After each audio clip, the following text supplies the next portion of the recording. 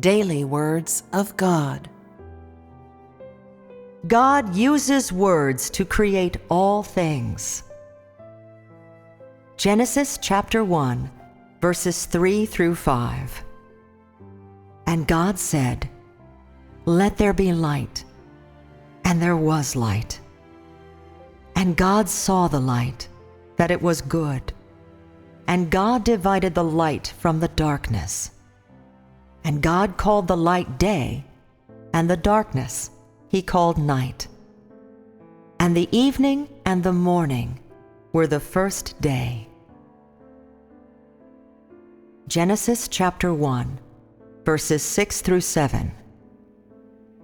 And God said, "Let there be a firmament in the middle of the waters, and let it divide the waters from the waters." And God made the firmament, and divided the waters which were under the firmament from the waters which were above the firmament. And it was so. Genesis chapter 1, verses 9 through 11. And God said, "Let the waters under the heaven be gathered together to one place, and let the dry land appear." And it was so. And God called the dry land earth, and the gathering together of the waters called he seas. And God saw that it was good.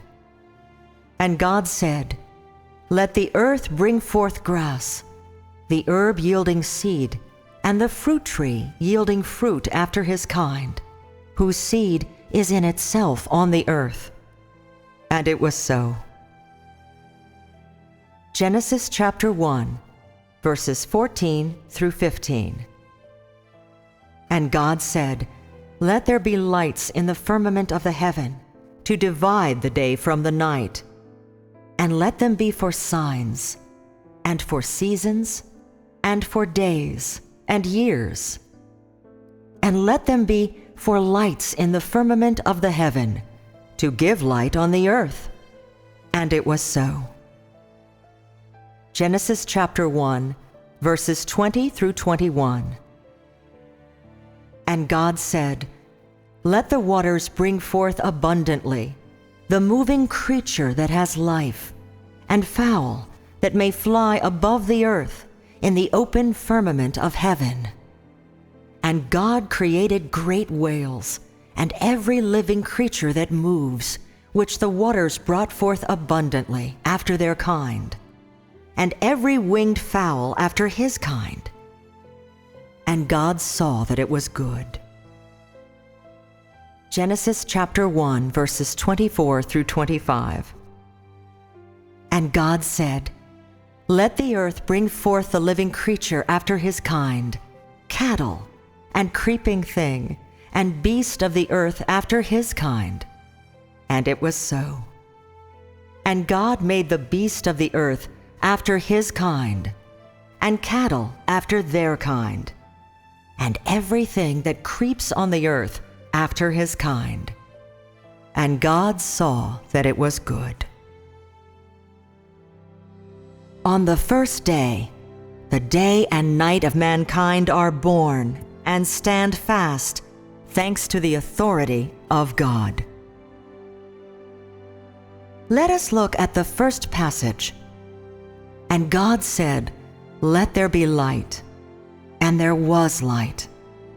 And God saw the light, that it was good. And God divided the light from the darkness. And God called the light day, and the darkness he called night. And the evening and the morning were the first day. Genesis chapter 1, verses 3 through 5. This passage describes God's first act at the beginning of creation, and the first day that God passed, in which there was an evening and a morning. But it was an extraordinary day.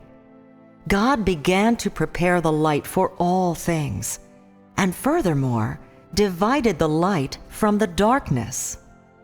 On this day, God began to speak, and his words and authority existed side by side.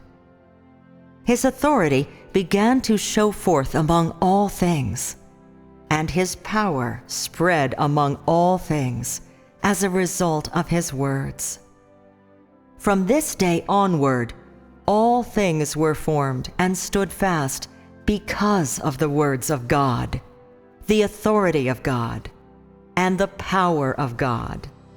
And they began to function thanks to the words of God, the authority of God, and the power of God.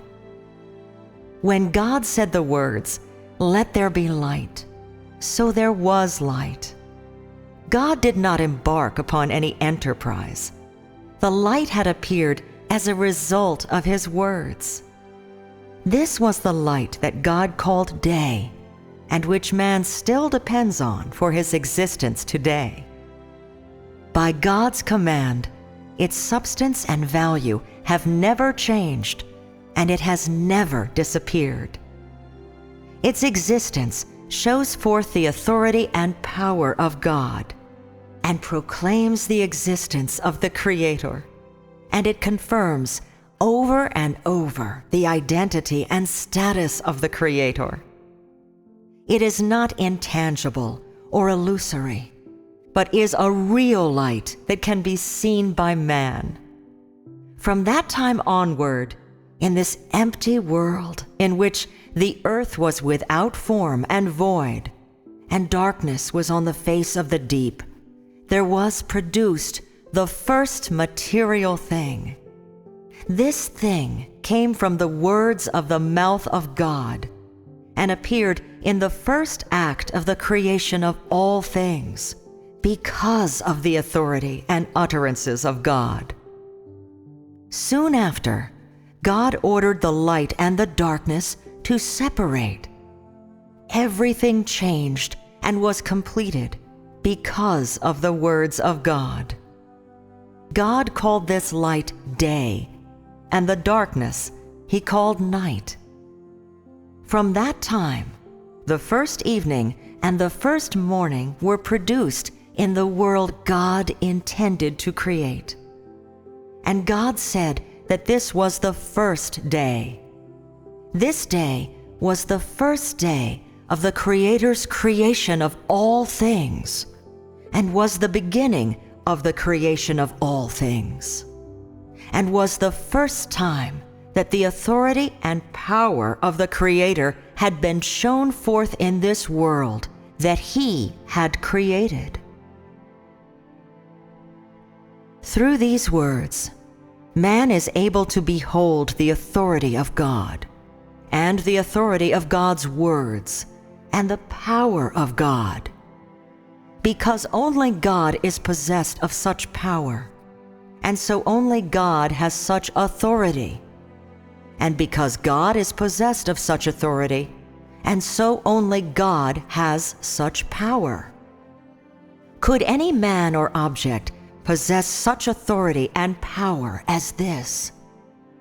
Is there an answer in your heart? Apart from God, does any created or non-created being possess such authority? Have you ever seen an example of such a thing in any other books or publications? Is there any record that someone created the heavens and earth and all things? It does not appear in any other books or records. These are, of course, the only authoritative and powerful words about God's magnificent creation of the world, which are recorded in the Bible. And these words speak for the unique authority of God and the unique identity of God. Can such authority and power be said to symbolize the unique identity of God? Can they be said to be possessed by God and God alone? Without a doubt, only God Himself possesses such authority and power. This authority and power cannot be possessed or replaced by any created or non-created being. Is this one of the characteristics of the unique God Himself? Have you witnessed it? These words quickly and clearly allow people to understand the fact that God is possessed of unique authority and unique power, and He is possessed of supreme identity and status. From the fellowship above, can you say that the God you believe in is the unique God Himself?